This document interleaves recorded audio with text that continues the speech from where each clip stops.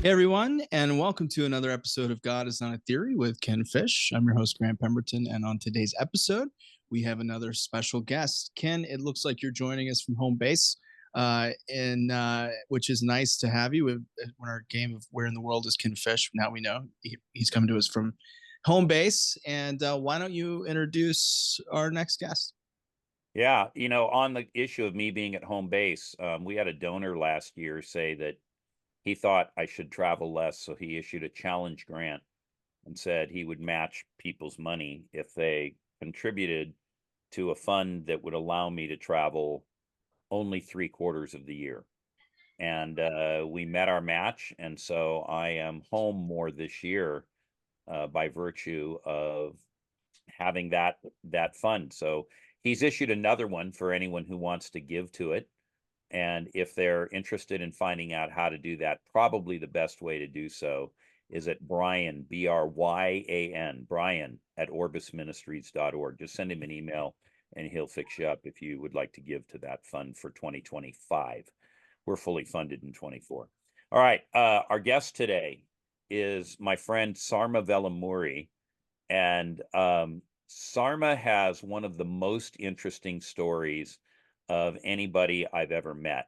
Now, we've had some very interesting guests on our show, but I guarantee you, as interesting as they've been, nobody has a story like Sarma's.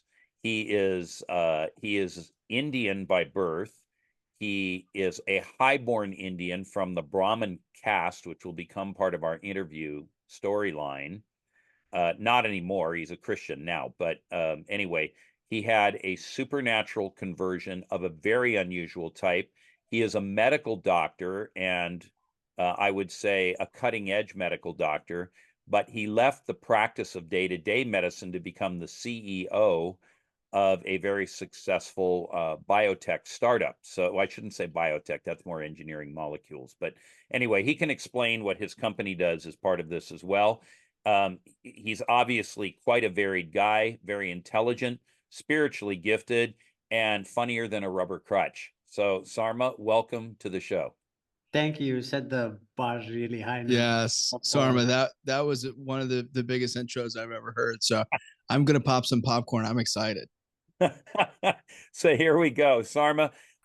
With that as a preamble, tell our listeners and viewers about your conversion story. It's so fascinating. And as I mentioned, you were a high caste Hindu who was converted to Christianity supernaturally. Tell us about how you came to faith from being to Hindu, and maybe as part of that, explain for us what it is that makes it difficult for Hindus to come to faith normally. All right. We could spend all hours just talking about that last question. Hi everyone, I'm Sarma. And I grew up in India. So my father worked in a private sector, which is like a government type job. We traveled a lot and moved almost every 2 years. So I grew up in India, Bombay, Delhi, Calcutta, Madras, so sort of all four quadrants around the country. I grew up as a Brahmin, which is the upper class or upper caste in in India. One thing to kind of note is like Hinduism as a religion is it's a Western construct. If you've studied church history, and I'm reading this book right now called Dominion. He outlines it pretty cool, how the religion of Hinduism came to be defined. But Hinduism is not actually a religion, it's more of a way of life. You're born into a Hindu family, and there would be several people in the Hindu faith, if they hear this, that still think I'm a Brahmin because there's no way to get out of it. There's no way for you to renounce your Hinduism, so to speak. So I was born in India. I practiced the Hindu religion. My family are Brahmins, and we were, I would say, very devout Brahmins. So I grew up uh, praying a lot. I was very interested in the Hindu religion. Grew up asking a lot of questions. Grew up reading a lot about Hindu theology, and I loved it. Like I loved the Hindu. It was great. It was the better than sliced bread. And if I was given an option, I would have become a Hindu saint. I wanted to become like the greatest contemporary thinker of my generation in Hinduism. Fast forward to when I was 17 years old, I wasn't smart enough to get into medical school in India. So I grew up next to the Russian consulate in Bombay, which is now called Mumbai. And I just happened to notice, like this advertisement which said, educational fair, study in Russia. So I end up at this Russian consulate. And next thing I know, I'm like drinking the Kool-Aid. I'm like, wow, they have this scholarship program. Like they're going to pay for me to go to medical school. This is great. And so I called my dad and I'm like, hey, I'm going to Russia for medical school. I was 17 years old. So to his credit, he didn't think I was crazy. Yes. And you spoke Russian fluently, right? I did not. I spoke no Russian. I spoke a few other Indian languages. I grew up speaking Telugu. I can't read and write it, but I can speak it. I can obviously read and write Hindi. I can read and write English. Learned a few languages since then, but we'll talk about that. Since then, I can read and write Russian now. I can sort of read and write Swedish. I can read Greek for what it's worth. I don't understand everything I read, but I'm getting there. So I can speak some amount of medical Spanish. So it's about, I get like 6.5 languages, I think, for now. Working on Hebrew, not there yet. Anyway, coming back to the story, I didn't speak any Russian. I just, decided this is where I wanted to go, to St. Petersburg. It's the European part of Russia. It's extremely beautiful. It's like the Venice of the North. So I called my dad. Next thing I know, 31 days later, I'm on a plane, 17 years old, going to Russia, and I don't know anyone there.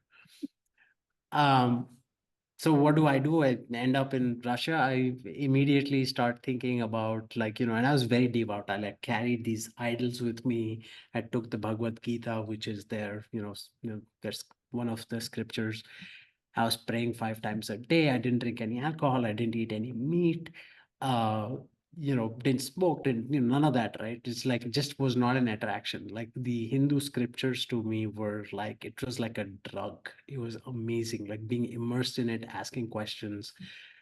And so, fast forward a couple of years, I started a Hindu life group in medical school. So all the Hindu people used to get together. I used to read scriptures, used to expound a little bit. And pretty soon there was standing room only. So we would meet in the dorm in someone's room, and it used to be packed. And one day I get invited to an Easter service by the local Christians, who I thought, by the way, were morons, because they just were, according to me. And so because, they don't have the history, they don't have the culture, they don't understand what they're like, really professing as their faith, not like us Hindus, right? And so I'm sitting in this church service at Easter. This guy on stage points at me and says, "You're a devil worshiper." I got mad. The first thing, immediate anger, rage.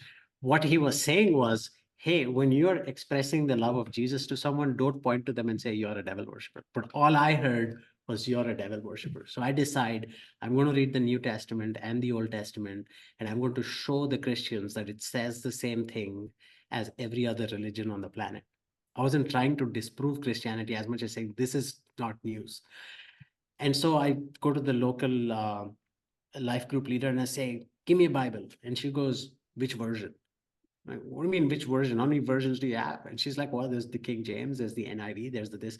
So I give people Bibles and say, each one of you read the first sentence out. And so I pick the King James because it sounds the most authentic, right? And she says, okay, here's the King James, but also like here's like an NIV Bible, just just for your own sake. So I start reading. I stumble into Ecclesiastes. That's the first book of the Bible I started reading, Ecclesiastes. And it was amazing. It was like it had unlocked the universe for me. And all these questions I had been asking as a Hindu, it just suddenly contextualized all the things that used to bother me. And then I started reading John because I was recommended to start reading John. And as I read John, I realized this man, Jesus, is causing huge problems to me as a Hindu. Because as a Hindu, the Hindus believe that Jesus is an avatar of the creator, of God. So Hindus don't have a problem believing in Jesus as God. That's not the issue. It's the exclusivity of Jesus causes the problem. So I said, I can legally pray to Jesus. Like, I'm allowed to do that as a Hindu, as a Brahmin, but I don't want to be associated with these Christian people. So I just start reading the Bible more. I absorbed the New Testament. I think I read through the New Testament in like about 3 weeks, and it was great. Then I go through the Old Testament another 3 weeks, and it was great. I mean, I used to like run home after class just to be able to like read more. And then I get invited up to Moscow for this prayer meeting. I'm standing in the room and all these people start playing in Latin. So a room full of people, they're praying in Latin and they're describing the throne room of heaven, the glory of God. I don't speak much Latin, but I did some of it in school, in medical school. That's another language I left off the list, but just some understanding of Latin. And I was like, this is cool. This is really beautiful, poetic. I go to the pastor and I say, how did you get these guys to pray in Latin? I want to do it. And he goes, son, that's not praying in Latin. That's called praying in tongues. I'm going, what's praying in tongues? So he says, aren't you a Christian? I was like, well, I'm a Hindu. I pray to Jesus. What do you mean, are you a Christian? No, I'm not a Christian. I don't want to be one. And so the guy explains to me, he says, he lays hands on me and says, let's thank God for what he's already given you. I said, of course, I believe in Jesus and the death and resurrection. I mean, who would not? Like, I'm not stupid, right? And so he lays hands on me. He says, just thank God for what you have. And I thank God. And suddenly I begin speaking in this language I don't understand. And I start crying. Like, I'm not emotionally upset crying. I just can't control it. I just, I'm crying for the next 3 days. And I feel bad for that. I was living in this dorm with bunk beds with a bunch of other guys. And, I'm 19 years old. And so I stay up all night praying loudly in this language I don't understand. And everyone else is trying to sleep. 3 days later, I returned back to St. Petersburg, walk into this church where, I got the Bible from. There's about 25 people in the audience. I walk up to the front and I basically say, now I get it. Now I believe in Jesus. And oh, by the way, you guys are like preaching wrong. Let me fix you. And so that's how I came to the faith. I didn't want to. I was very reluctant. For months, I just did not see myself as a Christian. I couldn't believe it. And for years afterwards, I would look in the mirror and I just could not believe what happened to me. I just could not believe that but I could believe, obviously, but it was just so surreal that I'm a Christian, right? Even now, sometimes I'm looking at myself and saying, how is this possible? I was totally enraptured with Hinduism. It was the answer to everything for me. And it cost me a lot to switch. Let me ask you a question, Sarma. I think I know the answer, but you're the one who was raised as a Hindu.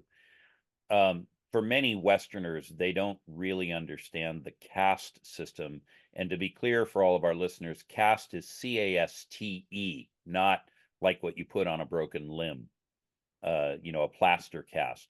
So the caste system is a leveling of society, and you're born into a caste and you can't move out of the caste. And it I think leads to a fairly strict form of segregation within Indian society. And if I've got it right, to be a Brahmin, which was your caste, puts you in the highest caste that there is. It's the priestly caste, which maybe explains your religious inclinations. So when you walked away from Hinduism, what you didn't exactly walk away, but you were drawn to Jesus, and by extension, then you became a pariah in your own family, your own society.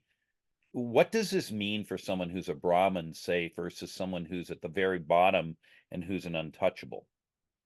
Yes, so the caste, I'm again, not an expert on social constructs in religion, but it's essentially a socioeconomic construct. You had people who were priests, much like the Levites, and it's strange how much of the rules actually transfer from the Old Testament into like what the Brahmins believe. Like, you need to have ritual washing before you cook. You need to, not touch things that are unclean or you become unclean and so on and so forth.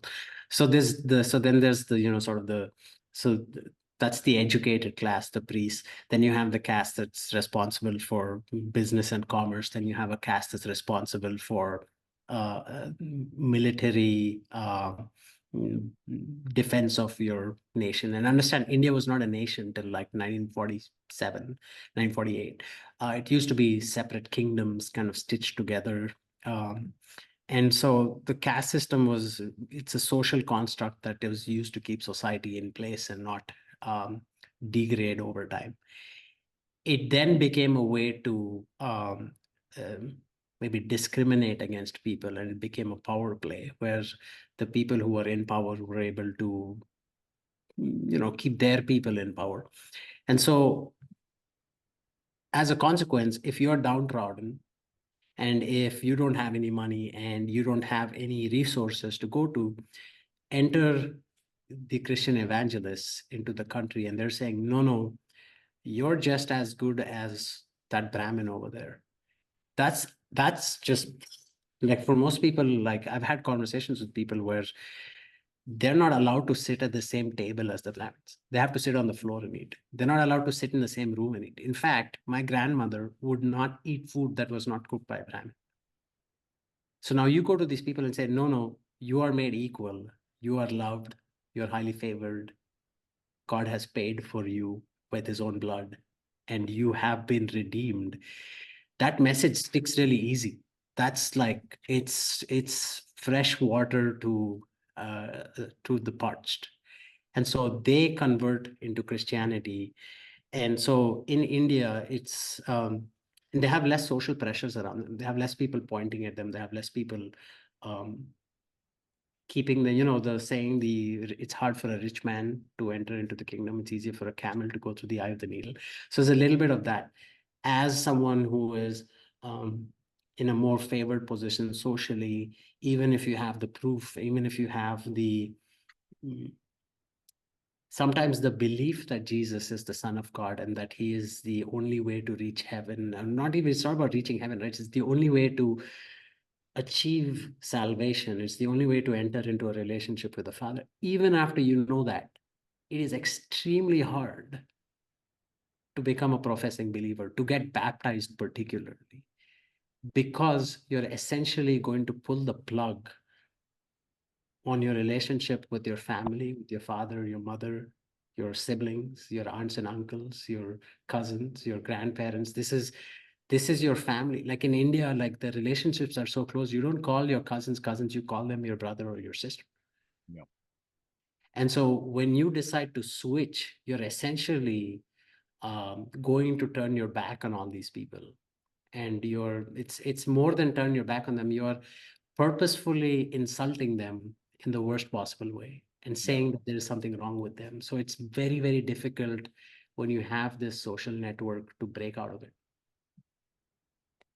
Jesus talked about this in the New Testament when he said, nobody who loves brother or father or sister or mother more than me. I think I've got them out of order, but anyway, I have the names right or the positions in the family right, isn't worthy of me.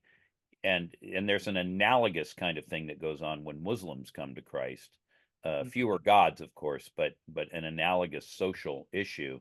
And I don't think most Westerners are sensitized to this very much, because in America, everybody's a Christian, right? Right. I had people in my family say that to me when I went home and shared that, I said, look, I can't help it. I'm a believer because I can't help it. It's like when Jesus looks at Peter after he tells them, unless you eat my flesh and drink my blood, you'll have no part of me. Everyone leaves. He looks at Peter and says, why are you still here? He says, I'm stuck. Yeah. You have the words of spirit and of life. If I were to go, where would I go? Like, I have found the truth. Like, what am I supposed to do about this now? So it's like, that was my position. It's like, I am stuck. Like, I know what this costs, but I'm stuck. I cannot help it. It's like analogous to waking up is believing in Jesus. So when you go back, and so I went back and I shared this, the most common comment I had was, do you want to be a white person? Or do you want to follow George Bush? And that was the two most like frequently said things to me was, you just want to be a white person and drink wine and grow a goatee, which is, apparently the thing Christians do, and and you want to follow George Bush. And I was like, no, you don't understand. Jesus was Middle Eastern. He was brown skinned. He wasn't blonde hair and blue eyed. But anyway, the point is, it is hard. It's promised to you, in fact, right? He promises you that I have not come to I have come to turn father against son and mother against daughter. Like, it's promised to you that when you do this, you will unfortunately have to turn against your own family. But you're not really turning against your own family. It just appears like that to them. Yeah. Yeah, I think it's very difficult for people to understand this, and probably the nearest thing in American society, again, because we still come out of a substrate of Christianity, is maybe you've got a completely backslidden or atheistic family, and you become a solid believer, a committed believer, whatever term we're going to use, and suddenly your whole family is rejecting you because you're committing intellectual suicide by not being an atheist, or a little bit of religion is okay, but this hardcore all in Jesus freak, Jesus fanatic stuff, that's not okay. This isn't fit for polite society. Friedrich Schleiermacher, I think it was Schleiermacher, had if it wasn't Schleiermacher, it was Feuerbach, one of the two, German Enlightenment thinker. He had a book that he wrote called Speeches on Religion to Its Cultured Despisers. And so we have, that's our nearest analogy in Western society. But it's interesting to hear you talk about this. And so tell us, now that you've come out as a Christian, what was the result in your family? I mean, I know the answer because I've talked with you, but for our listeners. Yeah, for like public consumption, right? It was not positive, let's put it that way. There was a lot of fear from me, because there was like a lot of unkind words, right? And finding a church was hard because so I graduated med school. I was 23. I go back to India, to a city that I had never been in before. My parents now live in the south of India in a city called Hyderabad. So I get off a plane. I don't know anyone there. Like, I grew up in Bombay, in Mumbai. And so I come to the city and I basically know my parents and I know like my cousins and my aunts and uncles, but like I don't know anyone else. And so I'm at the airport and I'm like freaking out because I'm 23, I have no money.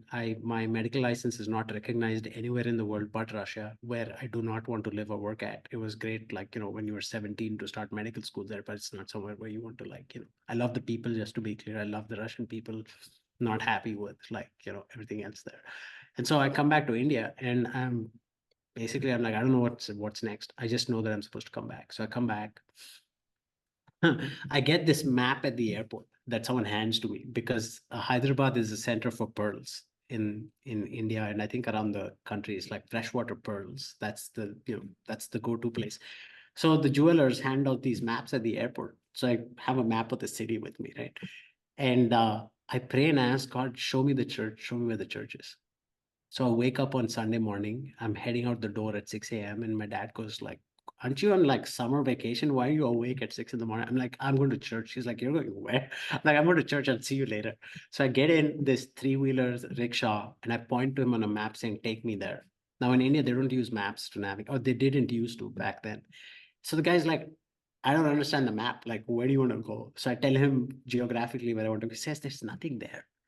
I was like, doesn't matter to me, take me there. And then, I'm talking to him. He figures out I'm a Christian. I'm going to church.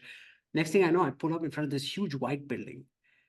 I was like, what is this place? He's like, this is a church. You wanted a church. This is a church. I was like, no. I don't want this church. I want to go to the spot I pointed to on the map. It's fully green. It's just, there's nothing there. The guy's going, boss, there's nothing there. I was like, I am paying you. What is your problem? So we go there. I can't get to within 2 kilometers of the place. The street is packed with cars and people. The Assemblies of God had started a church there. They were meeting there for the first time on that Sunday in this giant field, which is basically like, they put a tent up, they put chairs out, and that's how I found the church in India. And I've heard of this church. There was an article recently about a church with, I'm sure it was 300,000 people in India. Of course, this would be now, not back when you went. But I'm nearly certain I've heard of this church, and it's one of those churches that's just blowing up in all the right ways. Yeah, it's possible. And not kept in touch. And so I kind of walk in off the street, and the ushers are shaking my hand, and I explain the story of like, oh, I'm a Brahmin who converted to Christian. They're going, what? So the first impression they have is I'm a spy.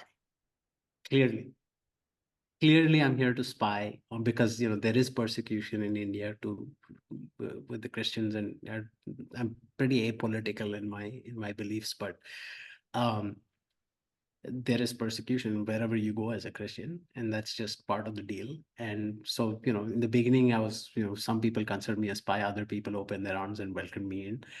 And that's how I found the church. I told my mom and dad, like, hey, look, I believe what I believe. I can't help it. I read the New Testament. No one's brainwashed me. I'm, not on the lam. No one's paying me to do this.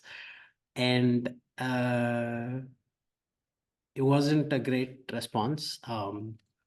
I think to say I got disowned would sort of like cover that completely. Since then, obviously, my family has reconciled with me by God's grace. My mother became a believer on her own accord. I basically told her, look, I read the New Testament. I can't help it. Here's New Testament. She read it herself. She came to the same conclusion. 2 months later, she walks up to me and says, hey, I believe, that Jesus is the way to salvation. And so I'm like, she's like, what do I do now? I was like, well, I don't know, let's pray. And so she prays with me. And I was like, I think next thing you gotta do is get baptized. So I take her to church with me. She gets baptized. And that's kind of like where the story's at right now. My family in India has been extremely loving. They've supported me in a lot of ways, except for sort of my belief system, which I don't blame them for not supporting. But it was a rough couple of years. It was, I spent 2 years in India, like, I think sort of proving the point. I dropped out. I stayed at home, cooked and changed diapers for my grandparents who were 94 and 83. They had terminal dementia. And so I basically stayed at home and, carried them from the bathroom to the bed and changed their diaper and gave them showers and fed them. And,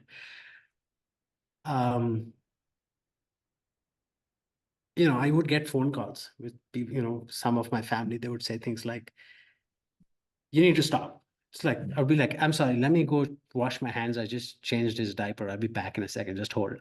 So I'll come back and I'll be like, stop what? Like taking care of these two people? Like, they're like, no, you got to stop this Jesus thing. I'm like, what Jesus thing? I'm not one of those people who like even talks about like Jesus. I'm not one of those, I don't stand on a soapbox and proselytize. The way I get to people about Jesus is they ask me what makes me tick, and then I tell them. If they choose to follow Jesus, that's the Holy Spirit's job. It's not my job. I don't convince people. So I would just say like, hey, look, this is why I believe. And so I can't stop believing, and what I'm doing is a consequence of what I believe. Yeah. So they both go together. So I spent about 18 months doing that. And then when my, grandparents had sort of like terminal dementia, they were passing away.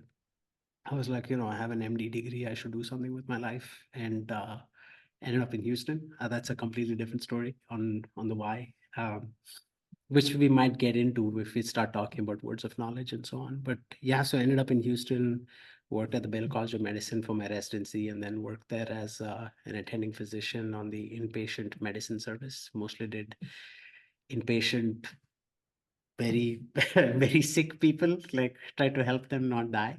A lot of these patients were transplant patients, heart, lung, liver transplant. Some of these had prosthetic hearts. Really loved it. It was great. So, yep. Wow. All right. Well, as I said, you have one of the most interesting stories I know. I'm drinking the tears of my chess opponents. Oh, there you go. Look at that. Well, when you can beat AI, then we'll know you're really in the league. Not that. All right. So you're a medical doctor, and I mean, just to go to Russia and study medicine in Russian when you haven't been trained in Russian is itself remarkable. To study anything in a language you don't know is remarkable. Well, the medical part, thankfully, was in English. We have this county hospital here in Houston called Bentob. It's basically where the indigent go for care. And so sometimes I liken it to that. The medical part's in English, but the patient interaction is usually in like Spanish or Vietnamese or whatever language the people speak. And so med school, thankfully, was in English, but everything else was Russian. The interaction with the patients, the living there, kind of figuring things out. Yeah.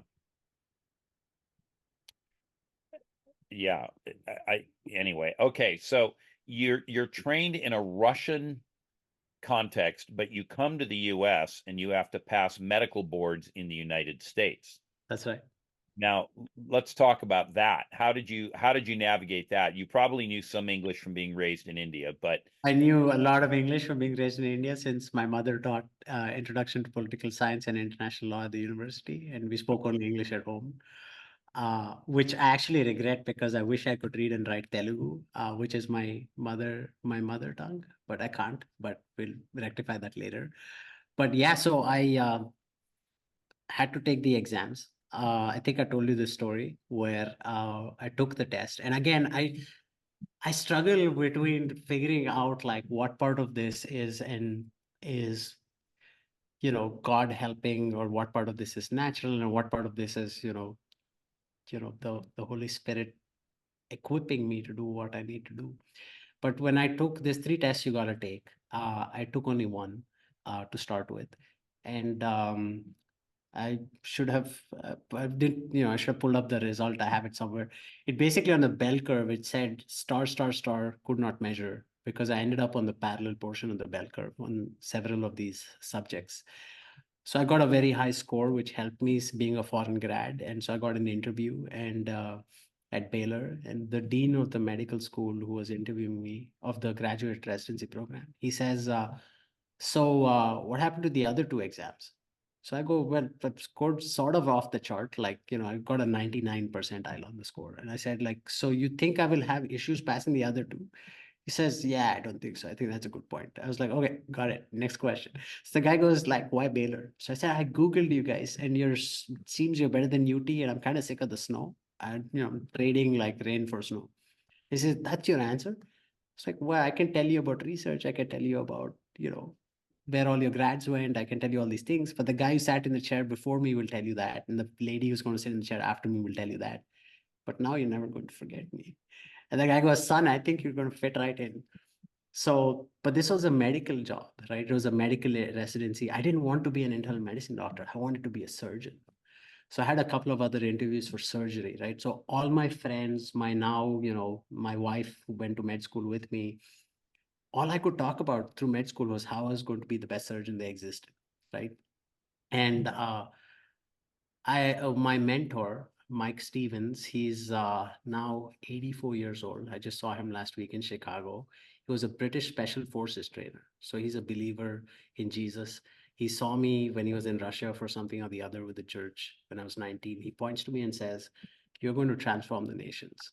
Just give me a prophetic word. And I said, oh, who, me? He's like, yeah, son, you're going to transform the nations. I want to help you. And so we've been friends for 22 years now. And he says, he prays for me. He says, what's your plan? I was like, I don't know, I'm going to Sweden or Australia. And he was like, no, I don't think so. I think you're going to Houston, Texas. I was like, what? I was like, no, I'm definitely not going to Houston, Texas. Like, I'm definitely not going to the United States. I'm heading the other way. And so I had this dream shortly after that. And in the dream, and this is going to sound crazy, this is where it goes off the rails. In the dream, I'm about, I'm a small 7-year-old boy. I'm dressed in a black suit, and I didn't even own a black suit back then. And I have this resume that I'm like struggling to carry. And so my father, he's huge. He's about like 100 feet tall. He looks down at me and says, give me this. I don't see his face. I just see like this giant body, right? Saying, give me the resume. And I'm like, no, I can carry this. I got it. So I'm clutching this resume, walking. And I got tired. So I'm like, fine, you take it. And so he walks me into this building, and I'm sitting down for an interview. Across the table from me is this elderly gentleman On the floor, there's a rug. He has a bookshelf next to him. There's a heater on the floor pointed at him, and he's talking about how cold his office gets, and that's why he has the heater. And we go through this interview process. He asks me questions, and it was really like realistic. So I wake up and I write the dream down, and I have sort of like an indexing system in my journal. So fast forward 5 years, I end up in Houston because I have a cousin who lives here. And I'm trying to figure out what to do next with my life. So I end up taking the USMLE. I end up in Houston. I forgot about this dream. I wanted to be a surgeon, not an internal medicine doctor. So I interview for this internal medicine spot just because she, is here in Houston. And I'm sitting at this interview and I get this feeling of deja vu. Like I've seen this, but I've never been to the US before. It's impossible to have had this experience before in my life. Interview concludes. 4 months later, the way the system works in the United States is you submit a list of places you want to work at. The hospitals submit a list of doctors they want, and the computer matches them. So I put surgery as number 1, surgery is number 2, surgery is number 3. I put like medicine last. I'm sitting there, and then I remember I had a dream about this. That's why I had deja vu. So I run upstairs, grab the journal, find the spot where I had the dream. I had documented this. I had documented what I'd written. The guy had the heater in his room because in Houston, sometimes you run the AC too cold in the building. So he would bring his own space heater to heat his office. Crazy. And so I'm like praying, and I'm like, maybe God wants me to be an internist. And so I changed my preferences. I said, okay, I'm not going to be a surgeon. I'm going to be an internal medicine doctor. So I've flipped Baylor College of Medicine to the first position in my ranking. And lo and behold, here I ended up at Baylor in Houston. And that's why I'm in Houston. I had this dream. It changed the course of my life. So there are still intelligent people who make decisions based on dreams. For sure.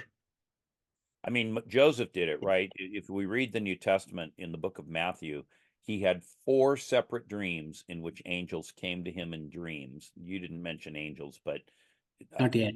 That's more of a feature, I think, than the actual decision-making apparatus of a dream. Some people would argue you shouldn't use dreams that way. It's a misuse. But you're suggesting that this actually is valid, or at least in your case. So let me ask you a question. How do you yourself distinguish between a dream that's from God and a dream that's pizza or just some submerged psychological debris or whatever? Yeah, okay, great question. I don't know if I had the right answer to that question, but I get a lot of dreams, and I try to fastidiously document these because a lot of my ideas come to me in dreams and they turn into something. And this is like the Sarma way. It might not be the right way. The Sarma way is I don't discount anything. I am not arrogant enough to know what is from Jesus and what is not. Like, because sometimes, if a dream feels wrong and, it sort of has ick in it, right? Things that you don't normally want to see in dreams happen in it. Which I used to discount it. Then I realized like that's pretty arrogant. Like for me to discount something because of how I feel. And since you've read the Old Testament, if you look at how the prophets felt sometimes after they got a word, they would feel sick. They would be lying in bed, not able to function, right? And they would feel terrible, right? And it's like, that's not a good, you're using your emotion to figure out if a dream is good or bad is not a good strategy. Using your opinion on the dream is not a good strategy. So what I do is I write it down, and then I take it back to my relationship with Jesus, and which involves reading scripture, reading, the Gospels and the epistles and the book of Revelation. And, and asking God, like, show me how this fits. Like, I have a relationship with Jesus. Like in Mark, he says, my sheep hear my voice, they know my voice. And I like to also confess on top of that I obey his voice. I don't know the voice of the stranger. I run away from the voice of the stranger. I have inherently in me the building blocks to hear Jesus's voice. I trust that. I trust that relationship I have with Jesus. And so I put this dream on the shelf, and then it'll let it bake. It'll like slow cook. I've had dreams that, like this dream I told you about Houston, it took 5 years that, I mean, I totally even forgot about it. I was like sitting there watching a cricket match when I remembered. I wasn't even doing anything spiritual, right? And so to me, I just take what I'm given, and if it's of the enemy, like it becomes obvious. Like if it's intimidating me, it's producing fear, uncertainty, doubt, it's not edifying me in my walk with Jesus. It's a distraction, like, it's not helping me. It's not, it's highly unlikely that, that God is using this disruptive mechanism to like feed into my life. And if God is using a disruptive mechanism, it's usually not just a dream. Folks like Ken will call me and say, hey, I think you need correction. I have people in my life who can speak into my life that can correct me if I'm wrong. And not all of them are believers, by the way. And I feel like I think my walk with Jesus over the years has produced a framework, with the church and with outside the church, which allows me to weigh a dream, weigh a word of prophecy, which is like a long-winded way of saying I don't know how to judge them till I get more data, I get more information, I get more things pointing in the same direction or in the other direction.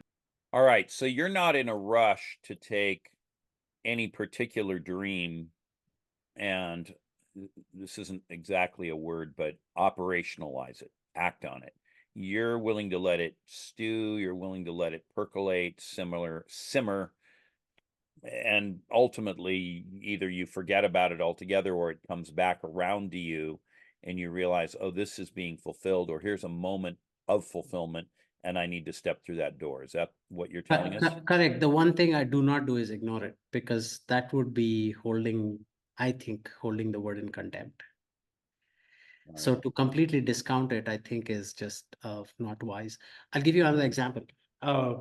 We were in my garage. I started this company in my garage in Houston, which is not known as a big tech mecca, right? And so I get this dream in which I apply to this startup accelerator, and I see the email in the dream which says, congratulations, you've been accepted, blah, blah, blah. I call my co-founder and I go like, hey, Marcus, I had this crazy dream about applying to this tech accelerator. Like, there's no way we would get picked. There's no way. We're just two guys in a garage, right? So we applied because I was like, hey, let's give it a shot. And surprise, surprise. And I wrote it down and told him so that I have it documented, right? Surprise, surprise. 2 months later, the exact words I wrote down in that dream I had in the email show up in my inbox. That's pretty cool.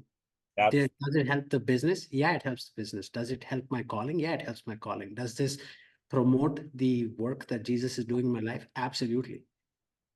But if I had not gotten up and said, hey, let me ask my co-founder, let me think what someone else thinks, let me take like a couple of steps that is not super risky to fill out a form, right? It gets you nowhere if you don't do those things. Yeah, you've told me stories of dreams you've had, of meetings you're going to go to where you see the person before you go to the meeting, or you'll get their name, or you'll know things about them and you'll share those things in a meeting. And these become door openers for you, both to talk about the Lord, but also for business opportunities. And you, probably more than anyone I know, especially in an upper management kind of role, seem to flow back and forth between the world of business and the world of the supernatural. Yes. I mean, yes. I mean, let me give you an example. So I love cars. Like, that's my thing. I believe that, let me put it this way, right? I heard this. I was on a flight the other day, and I was watching this movie. I gasp, I watch movies. I was watching this movie about a major car company whose name shall go not mentioned, and the guy is preaching. The pastor is preaching in Monza in Italy, and he's going, I believe if Jesus was born today, he would not be born as a carpenter. He would be born as a craftsman in this company, using the tools of your trade, crafting, with the dies, this engine that contains the holy fire, which has the power of God to propel us forward, right? So he's basically like, and I was like, yeah, I think I could see Jesus as a car mechanic, And so I love cars anyway, all of that to say, uh, I had this dream one night. Like I decided that, so I want a Tesla, right? Like I was like, this is back like 6 years ago when Teslas were a thing. I needed one. I wanted one. I quit my doctor job, work at a startup, didn't really have the money. So I saved for years. And I decided that as just, one of those things that Sarma does, I was going to install the charging kit for the Tesla before I could afford it. So it's $2,500. I hire an electrician who takes a $200 project, and once he learns it's for a Tesla, turns it into a $1,000 project, right? And so I'm installing this 50 amp electrical plug in the front of my house.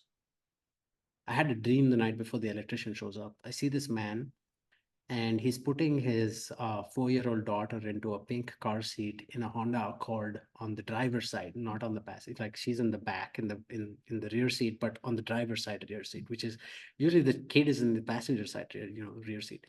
So I had this dream. Whatever. I wake up, I write it down. I'm like, bizarre. I was like, what does this mean? Like African dude, like putting a toddler in a car seat, right?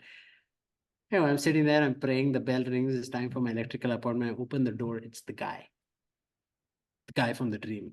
And I'm going, so I established rapport with him so I know he doesn't think I'm crazy. And he's kind of wrapping up the project. I look at him and say, hey man, like, I know this is going to sound really creepy, but I gotta ask you, did you have a Honda Accord ever? Because he's driving this big old truck, right? So I'm like, did you have a Honda Accord with a pink car seat in the back on the driver's side? He looks at me like, he's like, yes, I sold that car 2 years ago. Like, I was like, why was the car seat on this side? Usually it's on the other. He's like, yes, because I used to have to take my daughter to like school on my way to work. And it was just so much easier for me to like stick her in, buckle, get in the driver's side as opposed to keeping on like walking over. And when she got to school, the school people would open the door and, she can unbuckle herself and get out. So she was, and he's going, it's like, yeah, I sold that car to you. I described the car seat. It's pink. It had this. He's like, yeah, yeah. Then he looks at me and he says, hey, can I ask you something? I was like, yeah. He's like, do you believe in God? I'm like, yeah, I absolutely believe in God. And tell him about Jesus and my relationship with Jesus. Because I'm a Muslim. He's from Senegal in Africa. He's like, I'm a Muslim, he's from Sierra Leone in Africa. And so he looks at me and he says, like, I'm a Muslim. And I believe in dreams. I believe that like Allah tries to like speak to us to dreams. I believe that like you've been sent to me. I almost died yesterday. I got electrocuted and I'm really afraid because now I can't work anymore. I'm afraid that I will die and my daughter will not have a father. Can you pray for me? I said, yeah, sure, man. So I lay hands on him and I say, I'm going to put my hand on your shoulder. I'm going to pray for you. And I pray to Jesus. I'm going to pray. No offense to you, bro, but like, I'm just going to, this is the only way I know to do it. He says, yeah, so I lay hands on him. I pray for him. He gets delivered right there from this fear. It just goes. And he's like, it's gone.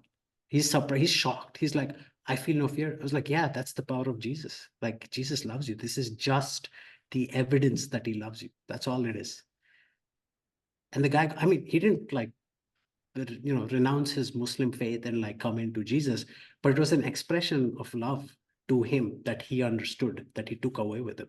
I've not seen him since. Like, I've not followed up with him. Like, I have a cell. Maybe I should call him, but that's just par for the course. Like, that's my job. I'm not going out of my way to like go bother this guy to come to my church. That's not going to happen. This is kind of your own version of Philip the Evangelist on the road down to Gaza, because one morning Philip gets up, and I can't remember if it's the Holy Spirit or it's an angel appears to him and says, go down to the road that leads to Gaza. And he bumps into the Ethiopian eunuch. He converts him. He baptizes him. And then the Spirit of the Lord carries him away and drops him 17 miles away. And boom, there he is. And when he gets to the desert road, he's kind of looking around going, well, what do I do? Why did I come down here? And the Holy Spirit says, see that chariot over there, run up to it. This is your version of that story. Yeah, maybe. I think of that often, right? Like, I think like this, you're the only person I've heard actually speak about this burning bush thing. Like, I think like this, the model of the story of like the burning bush is curiosity. It's like the guy is like, what is going on here? He turns aside and then God speaks to him. Right? Like even with Philip, he's like there, this guy's reading something and he's like there, he's following the chariot and he's like, what is that? Oh, like that's a thread, let me pull on it.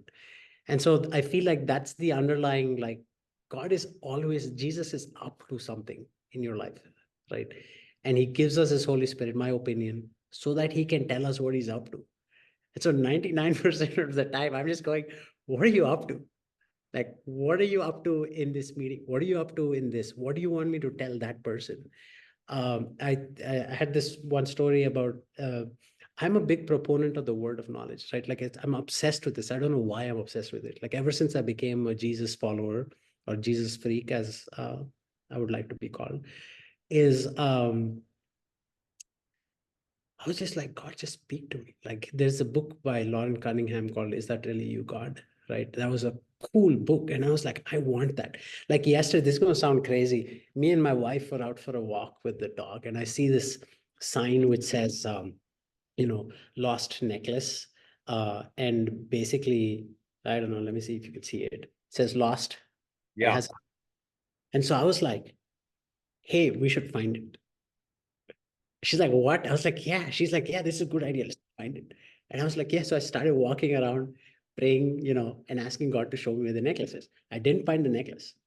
But this is what I got away from. I spent 20 minutes like praying. I didn't find it. But I could have, because I was looking for it. And there have been situations in which I'm like, God, give me a word of knowledge. It's not every time it happens. There was this one time where there was this chief medical officer of a hospital that had met me a year ago. I was not interested. Didn't want to talk to me, didn't care. I see him again a year later. And yeah, I walk up to him, I say, hey, you remember me? He says, yeah, I remember you. Then I get this word sunfish in my head. I'm like, sunfish. So look at the guy and I go, do you sail? He says, yeah, I sail. I say, I want to learn to sail. Like, this is the thing. I've been wanting to learn to sail. I finally got my sailing license a couple of years ago, but this is before that. I was like, I want to learn to sail. Like, do you think a sunfish is a good boat to start with?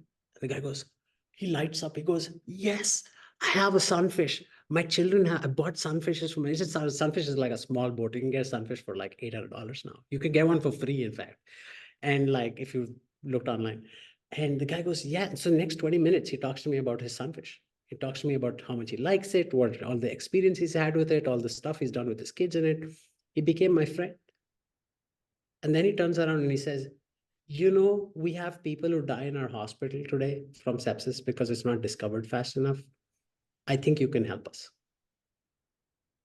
And that opened the door. It was bizarre. I wasn't even looking. I was just like, do you sail?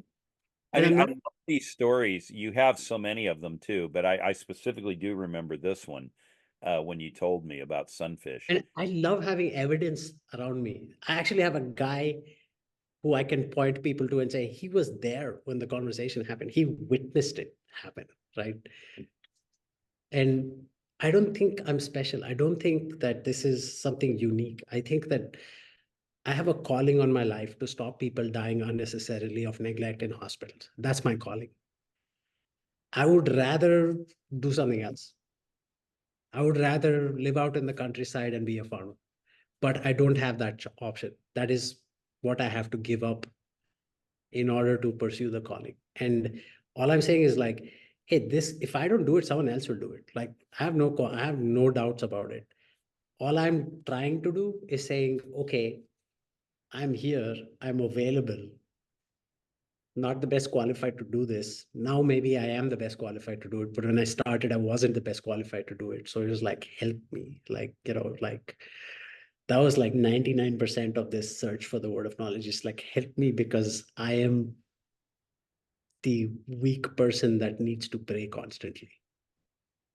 And you're doing all of this as the Brahman caste Hindu, which is, again, for our listeners, the highest caste of Hinduism there is, turned Christian who studied medicine in Russia, come to the United States, practiced medicine for, I don't remember how many years, but a number, 10 10 years, okay, turned CEO, and is now running a company whose name I believe you got in a dream also. And my daughter confirmed the name with a word of knowledge when she first met you. My second daughter, the one Yeah, who's she prays and she says, I see this like rainbow colored thing that looks like an arrow. And basically I pull out my business card, don't have one on me, and I show it to her. She's like, that's it. We have a rainbow colored arrow on our business card. It's not really an arrow, but like it looks like one for people who don't know what it is. And oh, you Yeah. see it like behind my shoulder. Yeah. And yeah. So I don't know if this is like, here's the thing, like I'm really afraid to be on a Christian podcast and talk about my faith. It terrifies me because the way I operate in my faith is I like people to walk up to me and say, what makes you tick? And this happens to me quite a lot. People say, and I'm not enormously successful, by the way. I will be, not because of anything, but like in order for me to achieve what I need to achieve, I need to be successful in the business arena in order to stop people from dying. Like that's just how it works. Like unfortunately or fortunately, I think it's fortunate. So I have to build a commercially successful enterprise in order to achieve the calling that God has in my life, which is stopping 250,000 people from dying every year in the United States. It's over 800 people a day that die of neglect, right? From sepsis, which is the body's response to an infection. In my opinion, is preventable. We've proved it is. All of that to say, when you gave me this interview to come on the podcast, I had to think about it. You know why I did the interview? My daughter had a dream.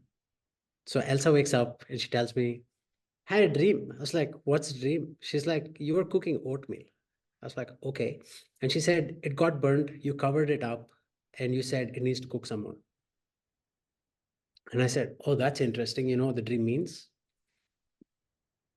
I've always been like, I'm in preparation. One day the story will come out. One day we can talk. Let me achieve enormous economic success, be on the front page of Forbes, and then we could talk about how I did it, right? And then the dream basically means you gotta share. You gotta share the food for the kids, right? Like as dad, I'm like making breakfast for my kids, making the oatmeal. It takes a certain amount of time to prepare it. It takes a certain amount of time to cook it.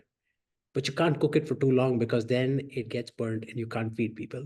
So I've been sort of incognito being like, I don't need to talk about my faith. I'm perfectly comfortable with like my faith. I'm perfectly comfortable with, not being famous, and I'm perfectly comfortable being anonymous.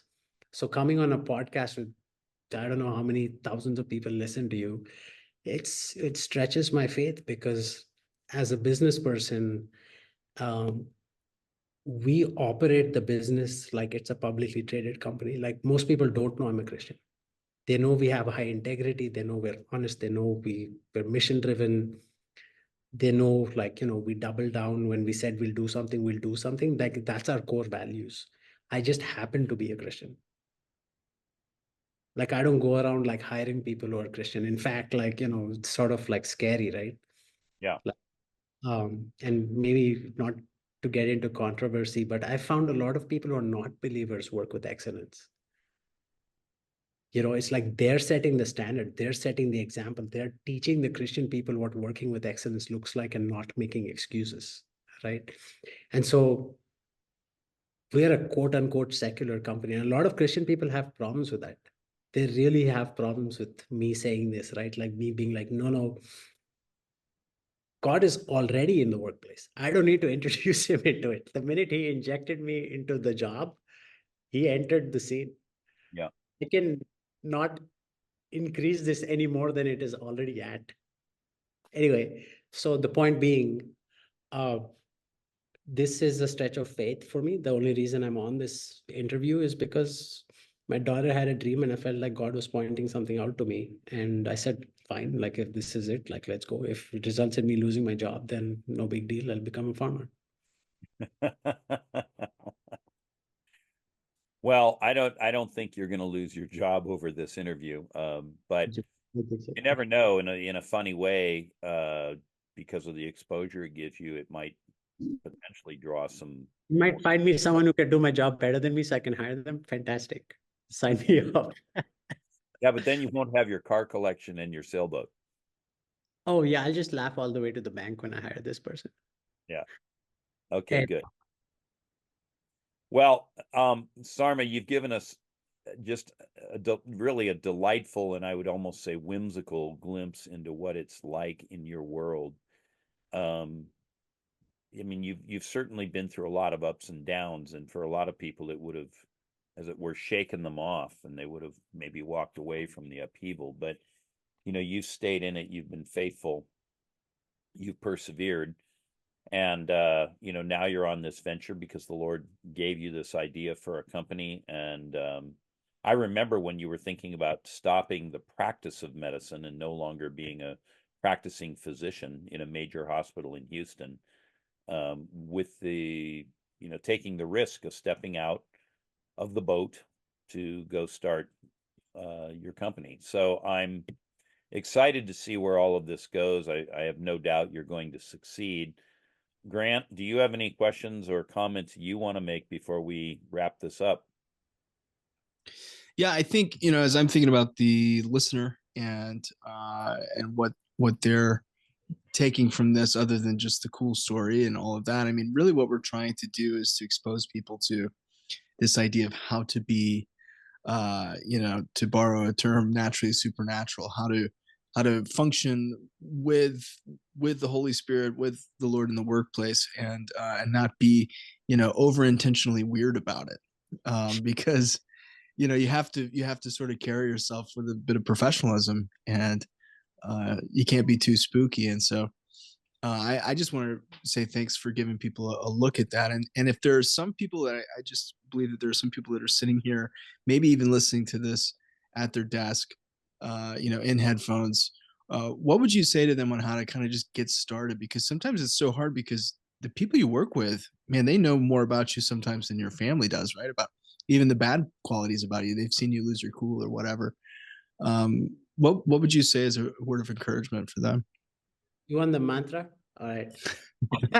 It's a Hindu joke. Uh, I'll tell you what, like my coach told me.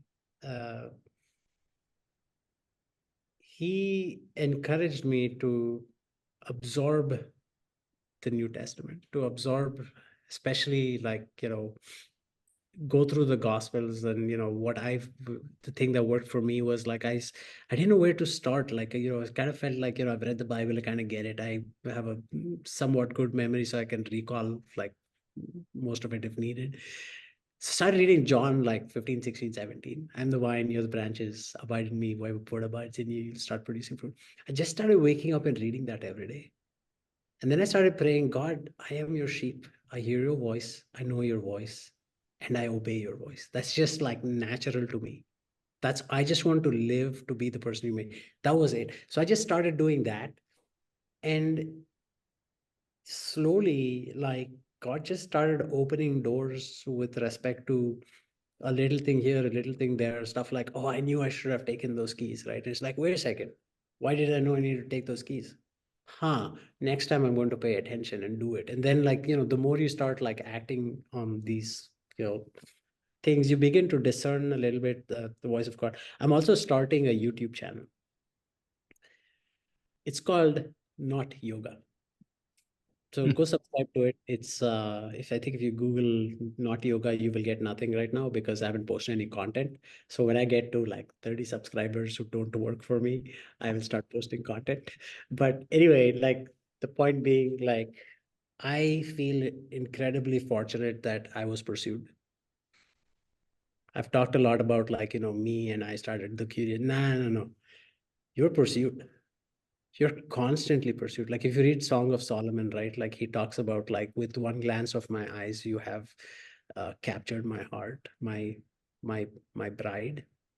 That's God talking about you. Like when you look at him with one glance, you've captured his heart, you've captured his imagination. He's captivated, right? And so I think like tapping into that relationship is more important than figuring out if you're like testifying to your like coworker or if you're like bringing people into the kingdom. I think like, are you in the kingdom? Like, are No. you tapped into Jesus? I think like, this is the oxygen mask on yourself first, but I'll get off my like sort of preaching soapbox. But No, that's great.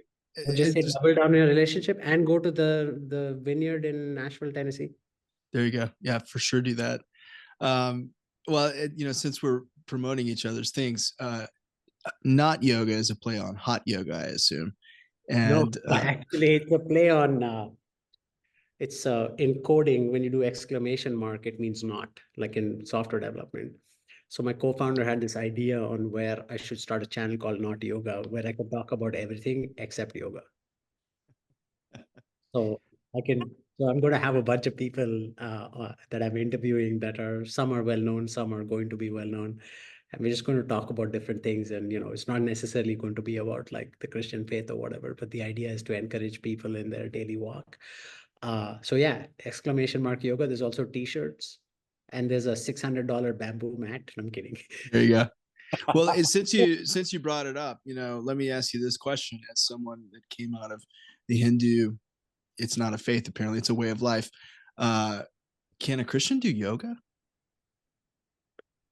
I would not recommend it. It depends on what you mean by yoga. Everyone has a different definition of yoga. Yoga has a bunch of mumbo jumbo attached to it with respect to, and there's a lot of abuse, by the way, in like yoga. I would not recommend joining a conventional yoga class unless you are in a place in your faith where actually there's no situation in which I would recommend you join a yoga class. However, I would recommend that you engage in resistance training, like lift as heavy weight as you can, as often as you can. I would engage you to get off your couch, walk if you can't lift. I mean, everyone can lift something. You can lift half a pound. If you can lift half a pound, lift half a pound, do it 5 times, right? So I would highly, this is not medical advice. This is not yoga. So lift weights as hard as you can, as heavy as you can, as often as you can, and walk around. And this is why I need a YouTube channel, because I feel like there is a pathway towards not throwing the baby out with the bathwater. I know that Ken's views on this are, there's a underlying architecture behind yoga, a spiritual architecture that is, questionable. On the other side of it, there is also good cardiovascular health. There's good not having back pain and joint pain and all kinds of other crap that comes because we're not taking care of ourselves. So there's a way to address that. Hence, we're starting Not Yoga. There you go. I like it, and I put you on the spot. I just I brought it up at the question. You brought it up. You waded into the territory. Well, man, this has been an amazing interview, and yeah, this has been so fun. Ken, any last words? For having me on your show, and I guess now come the comments. Yeah. Well, you can view them below on the YouTube channel, or if you're watching on our app, you can look in the chat feature there. But Sarma, thanks again for joining us and sharing your story with us. It's heartwarming, it's humorous, it's inspiring in many ways, and I admire your courage in following what the Lord showed you. Many people would have denied all of that just to stay in the safe zone with family, culture, and more. Absolutely. And thank you all for listening. And we'll be back here next week with another episode of God is Not a Theory with Ken Fish. Join us at the upcoming Ignition Conference in Nashville, Tennessee, October 3rd through the 5th. At the conference, Ken will be joined by Jack Deere, Cindy Jacobs, Chris Reed, Stacy Campbell, Putty Putman, Jeremy Nelson, and others as they explore how to build a sustainable move of God. Registration is now open for the conference.